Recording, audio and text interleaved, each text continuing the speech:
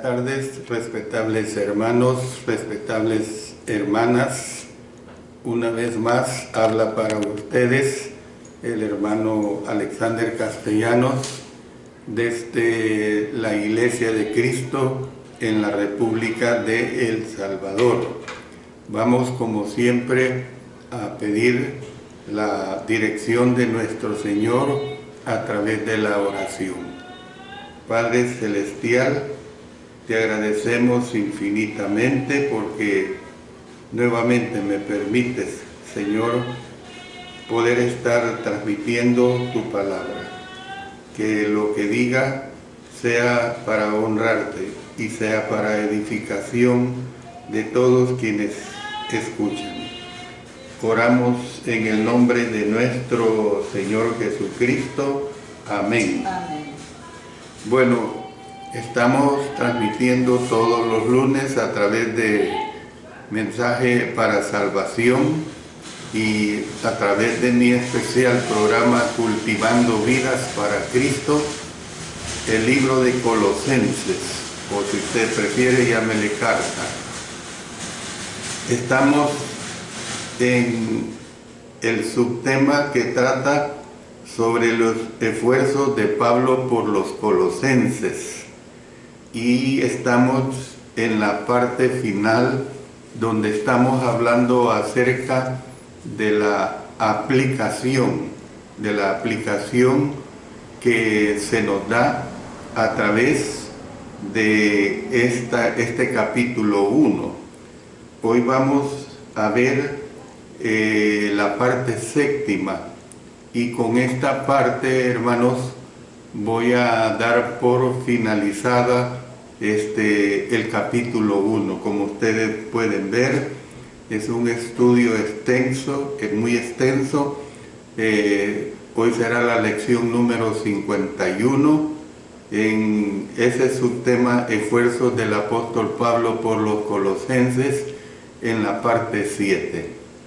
Bueno, voy a seguir con esos mensajes de aplicación. El siguiente mensaje que sigue es servir a pesar de los padecimientos.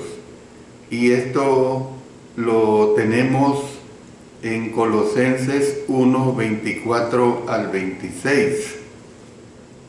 Digo lo siguiente: Jesús y la Iglesia estaban en primer lugar en los pensamientos del apóstol Pablo. Y el apóstol estaba dispuesto a entregarse libremente a sí mismo a ambos. Él deseaba servir a Jesús, aun si esto significaba sacrificio de sí mismo. Por eso el apóstol Pablo es un ejemplo para todos los cristianos. Dice en 1 Corintios 11:1, sed imitadores de mí, así como yo de Cristo. Entonces la interrogante es, ¿qué podemos aprender de su vida y de sus palabras? En la lección última yo les decía que cómo es que el apóstol Pablo, si a eso se le puede llamar atrevimiento, cómo con plena autoridad y decisión él decía, sed imitadores de mí. Pero él agregaba, así como yo de Cristo. El apóstol Pablo participó de los padecimientos de Cristo.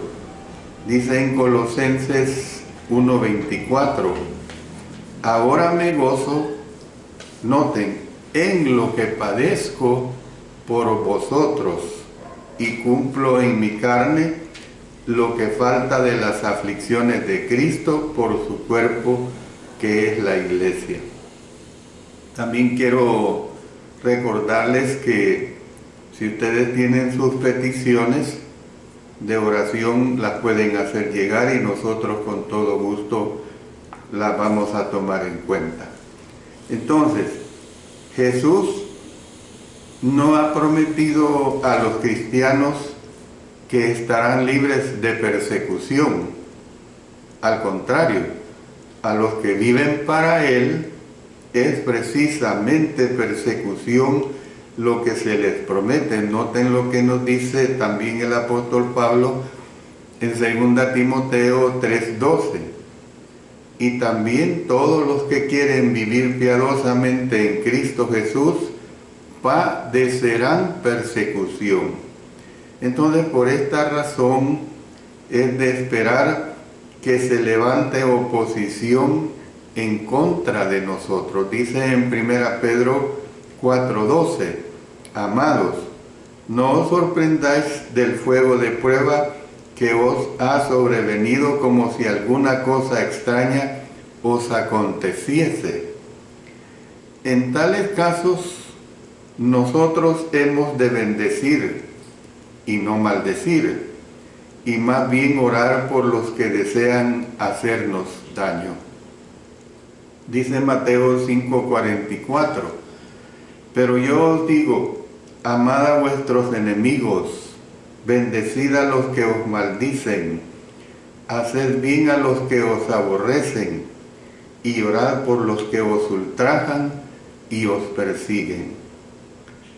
En Romanos 12:14 nos dice también, bendecid a los que os persiguen, bendecid y no maldigáis.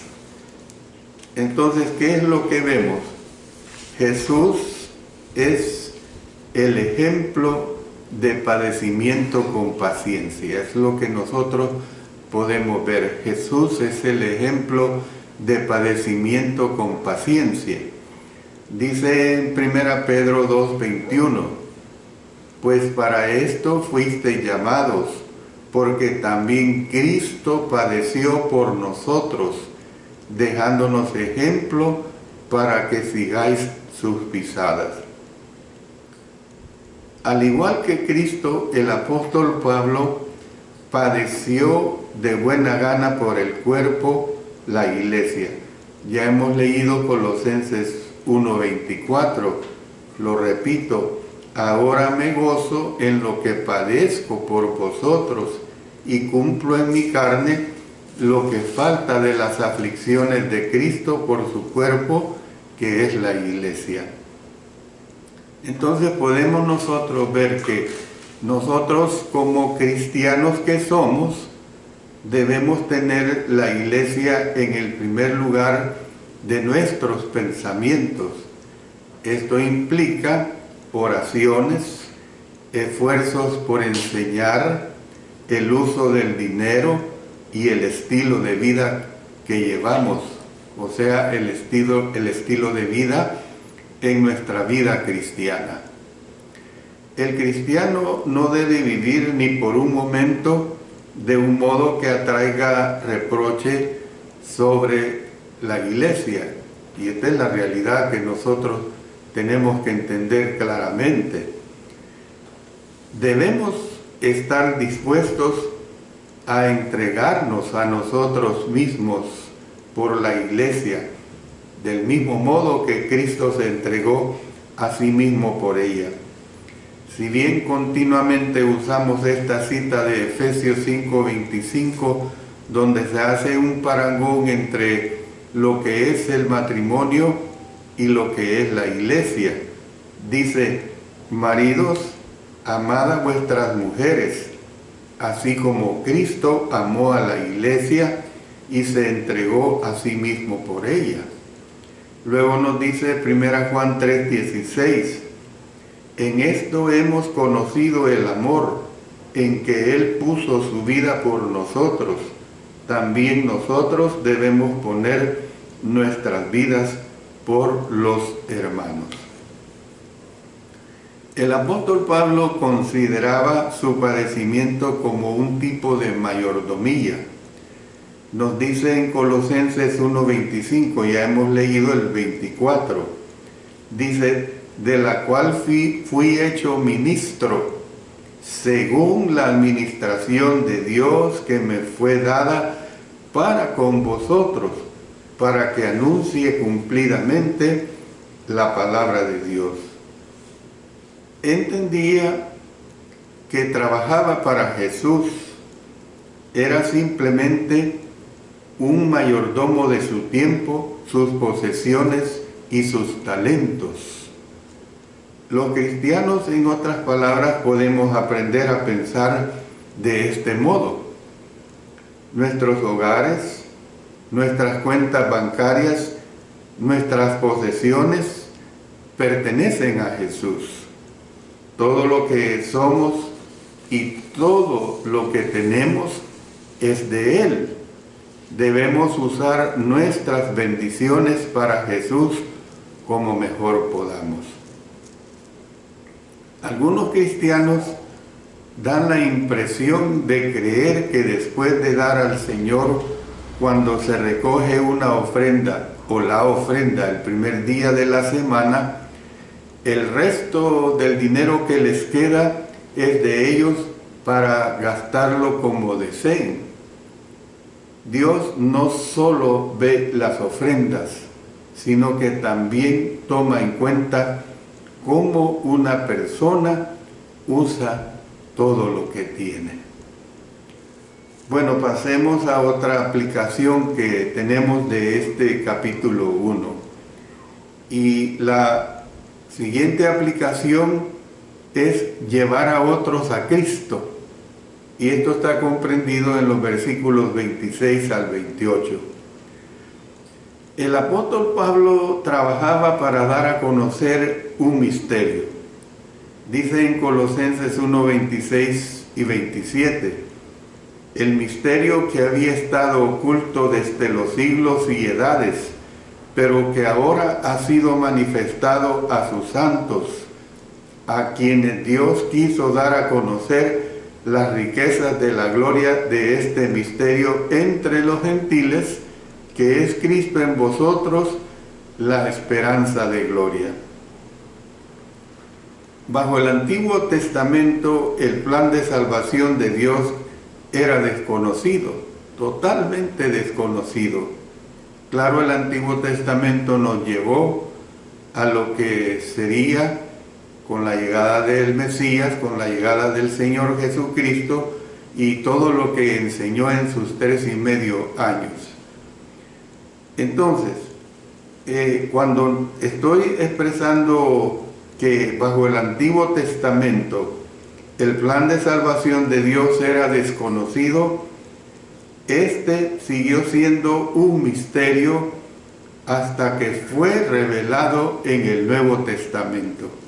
Dice en Efesios 3 al 5, que por revelación me fue declarado el misterio como antes lo he escrito brevemente, leyendo lo cual podéis entender cuál sea mi conocimiento en el misterio de Cristo, misterio que en otras generaciones no se dio a conocer a los hijos de los hombres, como ahora es revelado a sus santos apóstoles y profetas por el Espíritu.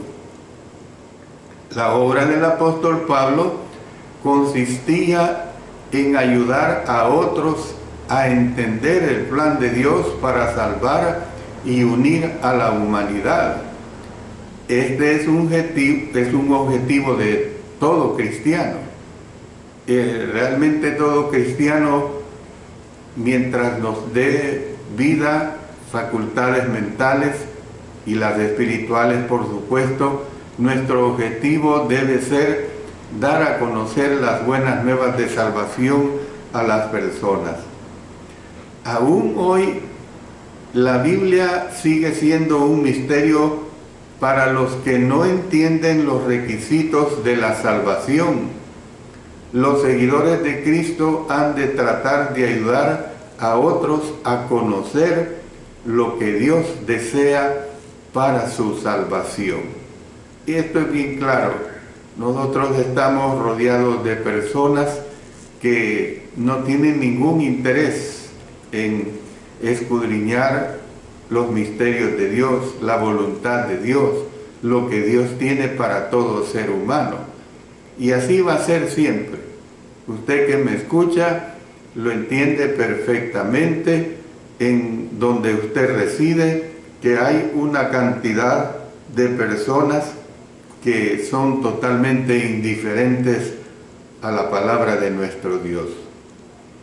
Además, el objetivo del apóstol Pablo era ayudar para hacer perfectos en Cristo a los demás. Miren lo que dice Colosenses 1:28, a quien anunciamos, amonestando a todo hombre y enseñando a todo hombre en toda sabiduría, a fin de presentar perfecto en Cristo Jesús a todo hombre. ¿Qué es lo que vemos acá?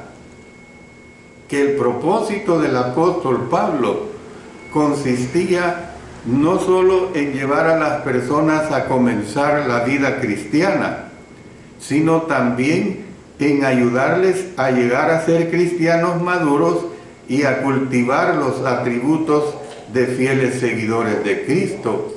Qué bonito sería que uno obedece y ya ahí terminó todo.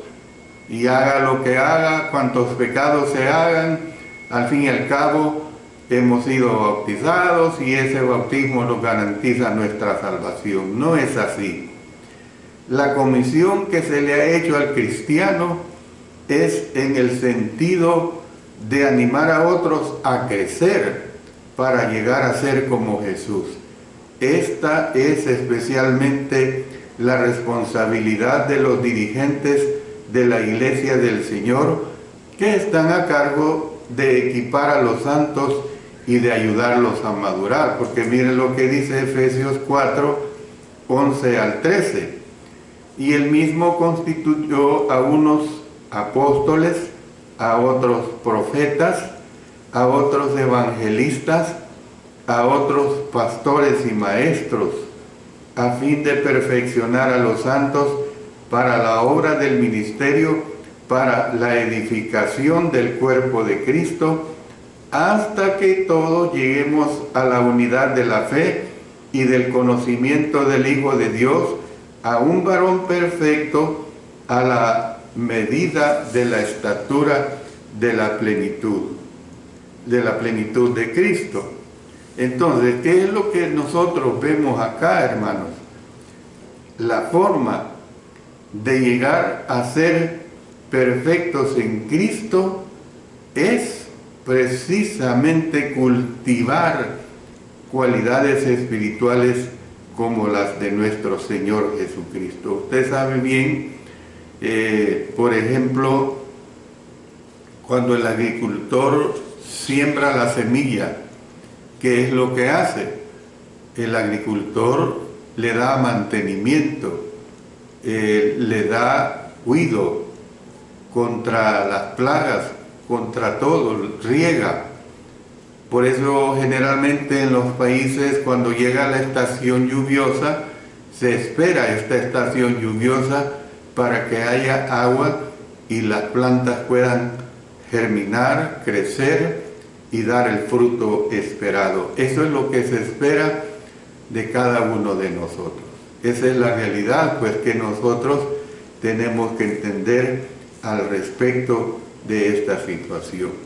Voy a hacer el paréntesis ahorita porque voy a dedicarme a orar para que todos nuestros hermanos que nos suplican nuestras oraciones pues estén satisfechos de que lo hacemos con mucha entereza. Nuestro Dios, que estás en los cielos, excelso y poderoso en tu nombre, venimos ante ti para implorarte y para agradecerte todas las bendiciones que a diario tú nos das. A esta hora venimos a suplicarte por nuestros cuerpos frágiles, por nuestras enfermedades, con plena confianza que tú nos sanarás como lo hiciste con muchos en el pasado, por medio de tu amado Hijo, nuestro Señor y Salvador Jesucristo. Oramos por nuestro hermano Miguel Oswaldo Aguilar, que recientemente ha sido operado de un cáncer. Oramos por los siguientes hermanos que padecen de cáncer: la hermana Claudia Lara, el hermano Jesús Gutiérrez, el hermano Héctor Cortés, el hermano Ángel Pilataxi, el hermano Jorge Chalco, la hermana Paula Martínez, la hermana Laura Preciado, la hermana Dora Mendoza, la niña Lexi de Mission, Texas, la niña Esbeide, que una hermana de México nos pidió que oráramos por ella. Oramos por las siguientes hermanas que padecen de fibromialgia: la hermana Vanessa Castellanos de Garay, la hermana Esther Andrades de Argentina, la hermana Ligia Esther Castellanos, la hermana Teresa Morales. Y oramos por los siguientes hermanos y hermanas que están siendo tratados de diálisis: nuestro hermano Manuel de Jesús Azucena Morales, el hermano Alfredo Cardosa Valenzuela, el hermano Mario Cruz Lara, la hermana Maribel Calderón, el hermano Telésforo Rodela, el hermano Ulises Morán, el hermano Adán Zambrano. Y también oramos por nuestro hermano José Luis Rangel, que recientemente ha sido operado de un ojo, por el hermano Hugo Gómez por su salud, por Marco Cubillas, que está hipertenso y diabético, por la hermana Carmen González, por el hermano Rubén Medina de Bolivia, por la hermana Marina Chávez de San Miguel, por la hermana o por la paz que necesitamos o que necesita el pueblo de Ucrania, y también por nuestros hermanos en ese lugar, por el hermano Nelson Edgardo Garay, por la hermana Marcela Chalco, por la hermana Lidia Morales de Mexicanos, y también por nuestra hermana Eloísa Reyes, que pide por un mejor trabajo y que pide también por su salud. Y también, Señor, te doy gracias porque tu servidor la semana recién pasada estuvo adoleciendo de una fuerte gripe. Gracias, Señor, porque me has restaurado y ahora he podido de nuevo estar transmitiendo tu palabra. Gracias, Señor, por todo. Te suplicamos, te agradecemos todo, porque todo lo hacemos en el poderoso nombre de nuestro Señor Jesucristo. Amén. Amén. Bueno, continúo con las siguientes lecciones de aplicación de este capítulo 1. La siguiente lección es servir a los demás, que está basada en Colosenses 1:29. Servir a Cristo incluye servir a los demás y hacerlo del mismo modo que Jesús y el apóstol Pablo sirvieron a los demás. Después de la última cena, los apóstoles disputaron sobre quién de ellos sería el mayor. Nos dice Lucas 22, 24 al 27. Hubo también entre ellos una disputa sobre quién de ellos sería el mayor. Pero él les dijo: los reyes de las naciones se enseñorean de ellas, y los que sobre ellas tienen autoridad son llamados bienhechores.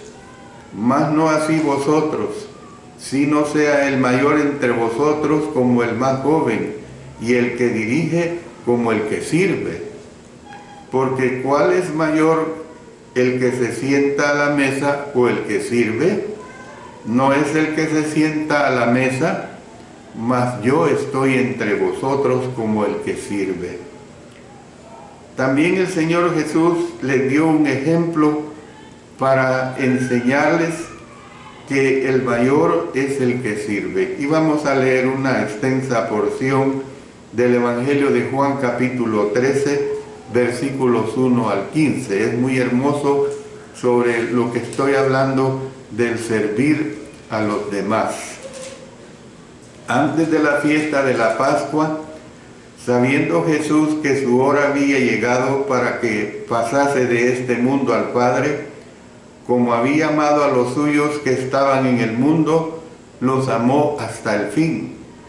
Y cuando cenaban, como el diablo ya había puesto en el corazón de Judas Iscariote, hijo de Simón, que le entregase, sabiendo Jesús que el Padre había dado todas las cosas en las manos y que había salido de Dios y a Dios iba, se levantó de la cena y se quitó su manto y tomando una toalla se la ciñó.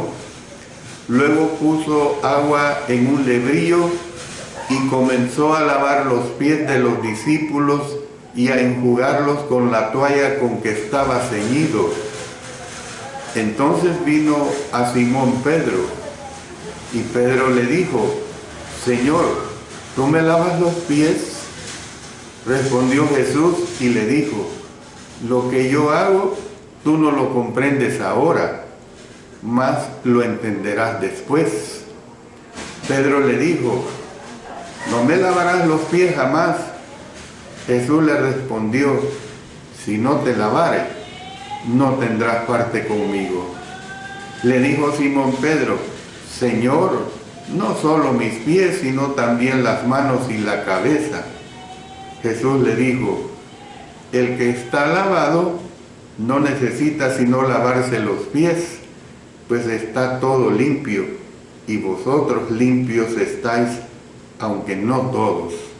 Porque sabía quién le iba a entregar, por eso dijo: no estáis limpios todos. Así que, después que les hubo lavado los pies, tomó su manto, volvió a la mesa y les dijo: ¿sabéis lo que os he hecho? Vosotros me llamáis maestro y señor, y decís bien, porque lo soy. Pues si yo, el Señor y el Maestro, he lavado vuestros pies, vosotros también debéis lavaros los pies los unos a los otros. Porque ejemplo os he dado, para que como yo os he hecho, vosotros también hagáis. Entonces, miren la hermosa lección que nosotros aprendemos de este episodio de la vida de nuestro Señor Jesucristo. Al humillarse a sí mismo para hacer la tarea de un esclavo, Él lavó los pies de los apóstoles. El mayor de los discípulos de Jesús es aquel que resuelta y firmemente sirve a Él y a los demás. Yo hago una aclaración: cuando el Señor hace esta acción de lavar los pies a todos ellos, aquí a esta altura no los podemos considerar como apóstoles. No habían sido bautizados con el bautismo del Espíritu Santo que se dio el día de Pentecostés. Eran sus discípulos, eran sus alumnos, y así como sus alumnos, Él se humilló ante ellos. El apóstol Pablo describió sus propios esfuerzos, por eso repito lo que nos dice Colosenses 1:29, para lo cual también trabajo, luchando según la potencia de Él, la cual actúa poderosamente en mí. Él se esforzó más y sufrió aflicciones más que los demás. Dice en 1 Corintios 15:10, pero por la gracia de Dios soy lo que soy, y su gracia no ha sido en vana para conmigo. Antes he trabajado para que todos ellos, pero no yo, sino la gracia de Dios conmigo. Y luego vamos a leer otra porción bastante extensa, pero muy edificante del apóstol Pablo. Dice en 2 Corintios capítulo 11, versículos 23 hasta el 28.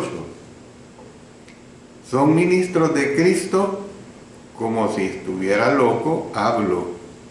Yo más, en trabajos más abundantes, en azotes sin número, en cárceles más, en peligros de muerte muchas veces. De los judíos 5 veces he recibido 40 azotes menos uno. Y aquí hago una aclaración.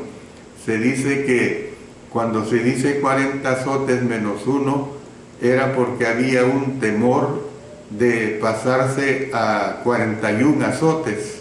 Y el verdugo que los ejecutaba, si se pasaba al número 41, él era azotado con el mismo número de azotes. Entonces, esa es la razón que se da de los judíos. 5 veces he recibido 40 azotes menos uno. 3 veces he sido azotado con varas, imagínense qué duro. 1 vez apedreado. Usted imagínese, yo cuando niño recuerdo que una vez recibí una pedrada en mi frente. ¿Qué duele eso?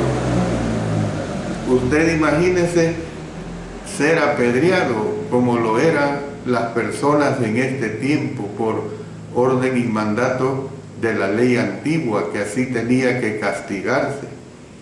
3 veces he padecido naufragio. 1 noche y 1 día he estado como náufrago en alta mar, en caminos muchas veces, en peligros de ríos, peligros de ladrones, peligros de los de mi nación, peligros de los gentiles, peligros en la ciudad, peligros en el desierto, peligros en el mar, peligros entre falsos hermanos. Yo creo que esto es lo más duro que puede suceder en la vida cristiana, estar entre falsos hermanos. En trabajo y fatiga, en muchos desvelos, en hambre y sed, en muchos ayunos, en frío y en desnudez, y además de otras cosas, lo que sobre mí se agolpa cada día, la preocupación por todas las iglesias. Él estaba impulsado por un deseo de agradar a Cristo a causa del juicio inminente, el temor del Señor, el amor de Cristo y el hecho de que Jesús murió por él. Dice en 2 Corintios, siempre el apóstol Pablo, capítulo 5, versos 14 y 15, porque el amor de Cristo,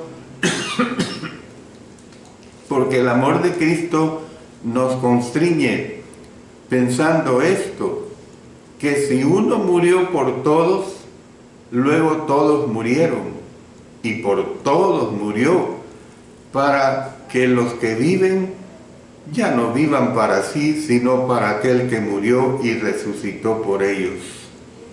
Y luego en Gálatas 2:20, miren cómo lo complementa.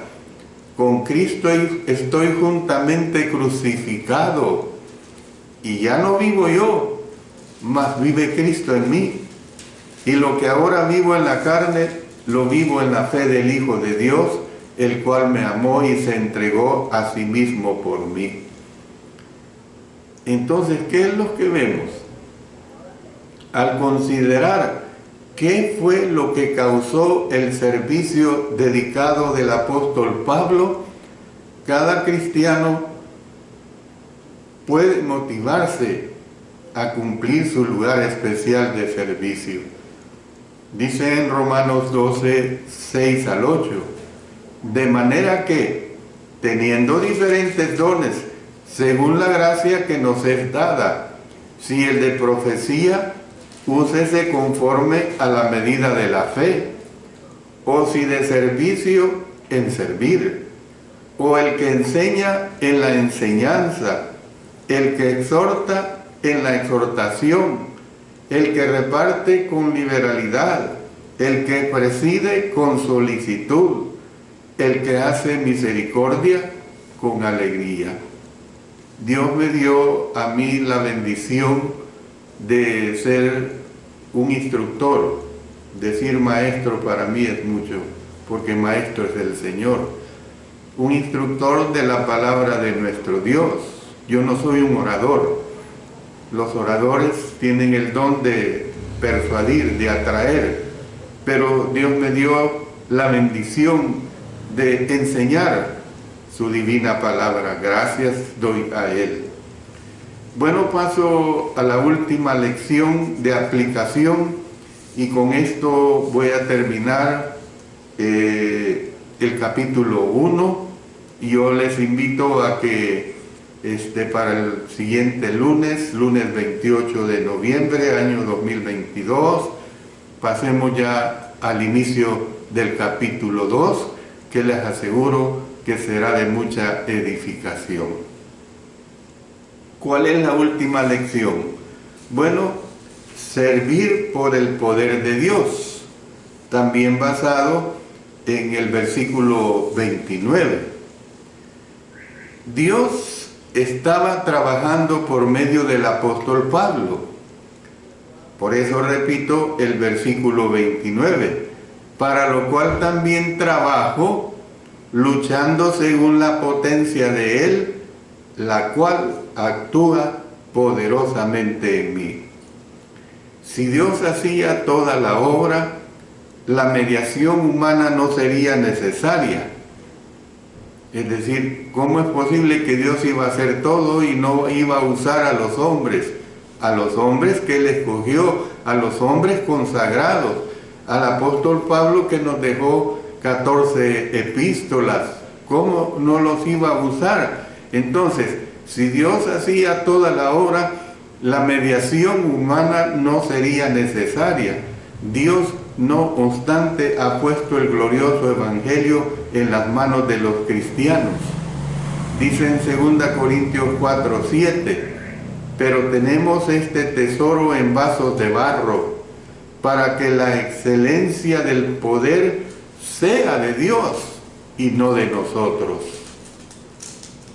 Nosotros, hermanos y hermanas, somos las herramientas a través de las cuales Él ministra y propaga su palabra a los demás. Esta hora, o este día, mejor dicho, a la hora de nuestro desayuno, mi esposa me contaba de que en su caminata en un centro para caminar al aire libre, por supuesto, un parque muy atractivo, evangeliza a una persona, ¿ve? Le enseña la palabra de Dios. ¿Qué es lo que nosotros tenemos que hacer? Enseñarla. Esa es nuestra misión. Por eso dice aquí, para que la excelencia del poder sea de Dios y no de nosotros. Es decir, nosotros somos las herramientas a través de las cuales Él ministra y propaga su palabra a los demás. Miren lo que dice 1 Corintios 3, 5 al 9. ¿Qué pues es Pablo? ¿Y qué es Apolos? Servidores por medio de los cuales habéis creído, y eso según lo que a cada uno concedió el Señor.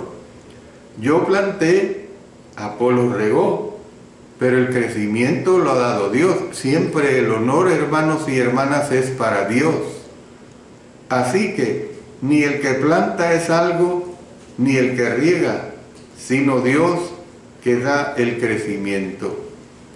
Ayer por la mañana, pese a que debido a la tos que todavía tenía yo por la gripe que me dio, de repente viene un hermano de nombre Ricardo González, y luego entra, cuando ya habíamos tenido nuestro devocional y la mesa del Señor, la ofrenda. Yo no pude predicar por lo que ya les he explicado, pero el hermano nomás entra y me dice: yo lo conozco a usted, me dice. Yo soy Ricardo González, hermano del hermano Gabriel González.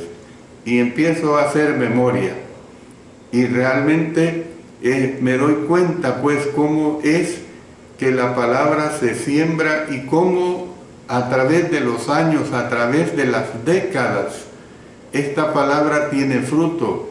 Por ejemplo, yo he recibido mensajes de hermanos que están en Washington, en Nueva York, hermanos de la ciudad de Usulután, y me dicen: hermano, usted me enseñó sobre el libro de los Hechos cuando iba a predicar, y yo iba en bus, hermanos, un viaje casi de 3 horas, cuando había ley marcial. Llamaba un taxi a las 5 de la mañana y ya se podía transitar. Daba mi clase y mi sermón y después estaba en Santa Cruz Porrillo, tipo 1 de la tarde, a las 2 daba la enseñanza para estos hermanos y luego me venía en bus llegando a mi casa como a las 6 de la tarde. Por eso esto tenemos que entenderlo. Así que ni el que planta es algo, ni el que riega, sino Dios que da el crecimiento.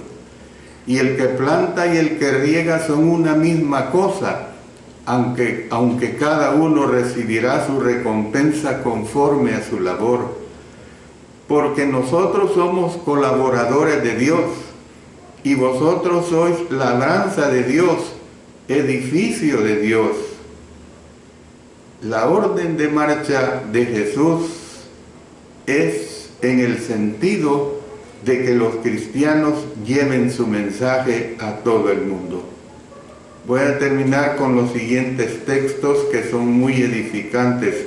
Dice Mateo 28, 19: por tanto, id y haced discípulos a todas las naciones, bautizándolos en el nombre del Padre y del Hijo y del Espíritu Santo.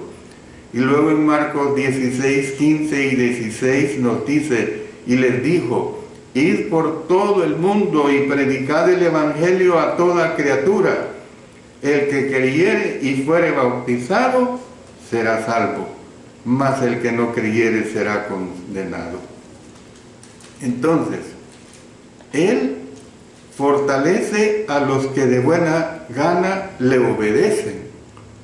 Dice en Filipenses 4:13: todo lo puedo en Cristo que me fortalece. Miren qué hermoso.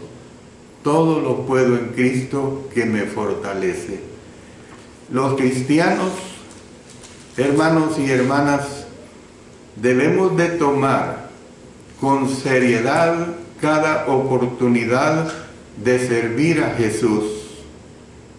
Él depende de sus seguidores.